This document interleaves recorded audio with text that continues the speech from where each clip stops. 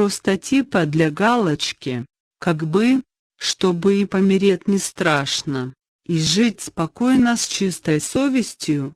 Не зря жизнь прожил, примирился с Создателем через Его Сына Иисуса Христа, без всякого фанатизма, экстремизма, без всякой религиозности, и все такое, просто для себя, без СМС, номера телефона, регистрации, чисто свободно. Хочешь — вступай, хочешь — не вступай, а там, глядишь, и помирать не надо.